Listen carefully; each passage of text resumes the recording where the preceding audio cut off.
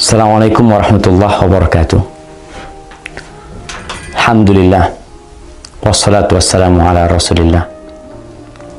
Amma ba'd, akhi ukhti rahimakallah. Mendengarkan sebuah cerita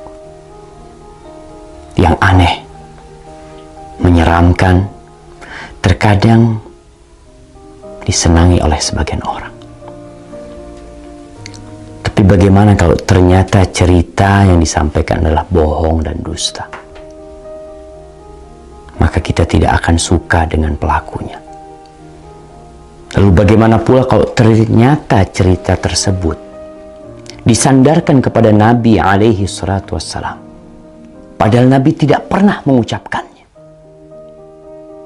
Kalau di negeri kita sekarang pemerintah sedang memerangi hoax, dusta, maka para ulama umat Islam sejak dahulu kala memerangi dusta atas nama Nabi alaihi salatu wassalam. Tadi pagi ana mendapatkan kiriman sebuah video pendek yang menceritakan tentang bakal terjadi sesuatu yang mengerikan apabila pertengahan Ramadan itu tepat pada hari Jumat. Dengan semangat dia membacakannya, membuat orang yang menontonnya akan tertarik dan mungkin percaya. Dan memang dusta apabila diulang-ulangi, disebarkan, terkadang bisa menjadi sesuatu yang diyakini oleh manusia kebenarannya, padahal itu hoax. Dan Rasul sallallahu alaihi wasallam mengatakan, man kadzaba alayya muta'ammidan falyatabawa maq'adahu minan nar. Barang siapa yang sengaja berdusta atas nama aku, hendaklah dia bawa kursinya, tempat duduknya ke neraka. Maka jangan mudah-mudah menyebarkan hadis palsu, hadis dhaif, kecuali memberikan penjelasan. Kalau hadis itu palsu atau hadis itu dhaif. Ana akan bacakan hadisnya. An Ibnu Mas'ud, dari Abdullah bin Mas'ud radhiyallahu taala anhu qala Rasulullah sallallahu alaihi wasallam, Rasulullah sallallahu alaihi wasallam bersabda, padahal Nabi tidak pernah menyabdakan hal ini. Idza kana sayhatun fi Ramadan fa innahu yakunu ma'ma'atun fi Syawal wa tamyizul qabail fi Dzil Qa'dah wa tasfikud dima' fi Dzil Hijjah والمحرم وما المحرم يقولها 3 مرات هيهات هيهات يقتل الناس فيه هرجا هرجا قلنا وما الصيحة يا رسول الله قال هذه في النصف من رمضان ليلة الجمعة فتكون هذه توقظ النائم وتقعد القائم وتخرج العواتق من خدورهن في ليلة جمعة في سنة كثيرة الزلزال والبرد فإذا وافق شهر رمضان في تلك السنة ليلة الجمعة فإذا صليتم الفجر من يوم الجمعة في النصف من رمضان فادخلوا بيوتكم وأغلقوا أبوابكم وسدوا كوكم ودثروا أنفسكم وسدوا آذانكم فإذا أحسستم بالصيحة فخروا لله سجدا وقال سبحان القدوس ربنا القدوس فإن من فعل ذلك نجا ومن لم يفعل هلك. Jamaah rahimakumullah, Ramadan tahun ini tanggal 15 Ramadan insyaallah hari Jumat. Ini yang menyebabkan penyebar hadis ini. Karena hadis ini seakan-akan akan berlaku tahun ini.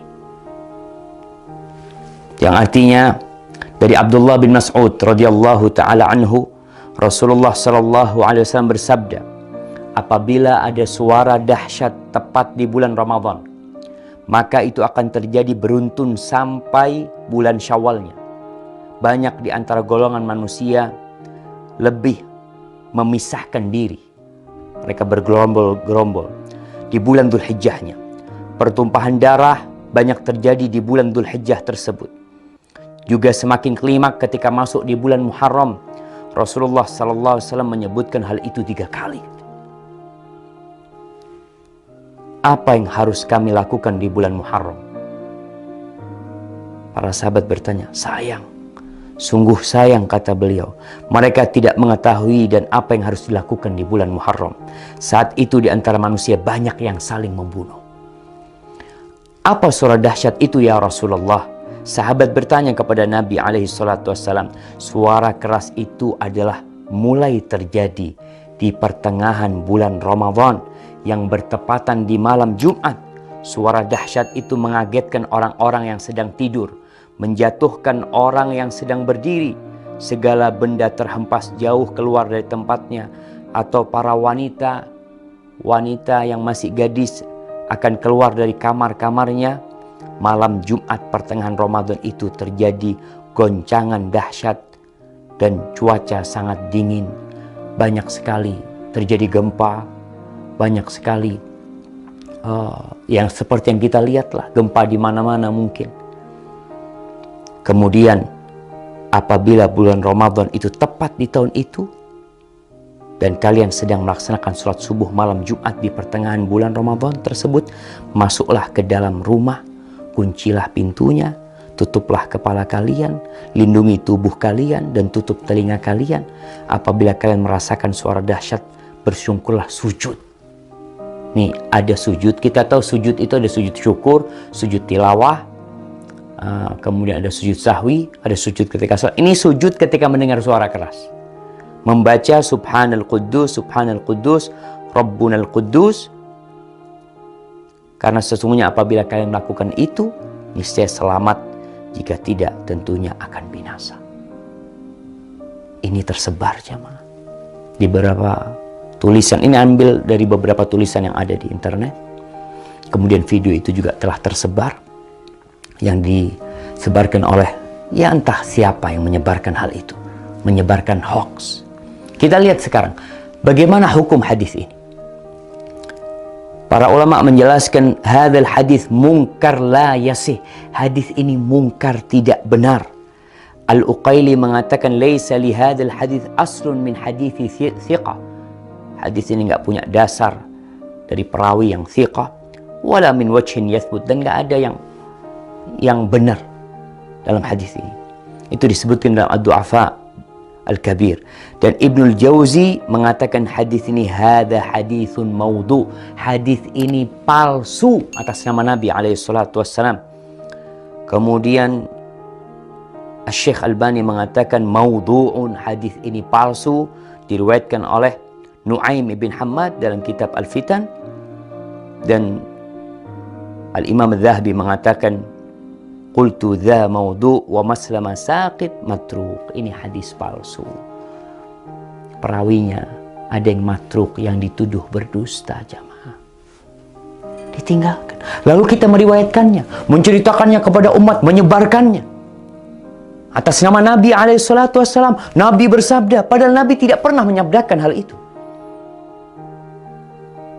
Jamaah, ma min qaul, tidak ada satu ucapan yang keluar melainkan ada raqib, ada atid. Ma yalfidu min qaulin illa ladaihi raqibun atid. Akan ada yang mengawasi, mencatat. Tapi mungkin sebagian mengatakan, Ustadz kan boleh meriwayatkan hadis dhaif. Kan ada ulama yang berpendapat seperti itu. Kan ada khilaf di antara para ulama. Nah, Anda akan sebutkan para ulama yang membolehkan meriwayatkan hadis dhaif.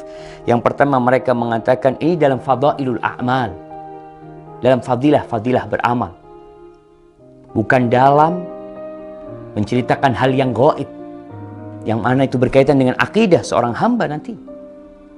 Boleh mengamalkan hadis-hadis dhaif dalam fadailul a'mal dengan catatan 3. Yang pertama, hadisnya tidak terlalu dhaif. Kalau yang tadi palsu. Yang kedua, hadis ini masuk dalam kaidah umum sebenarnya. Yang ketiga, tidak boleh meyakini ketika mengamalkan bahwa itu dari Nabi SAW. Hanya orang ini hati-hati mengamalkannya. Maka hadis palsu, hadis yang dhaif sekali tidak boleh. Kalau antum mau menyampaikan sebuah hadis yang dhaif, sampaikan kalau ini dhaif, kalau ini palsu, agar orang faham dan mereka tidak tertipu dengan apa yang kita sampaikan. Barakallahu fikum.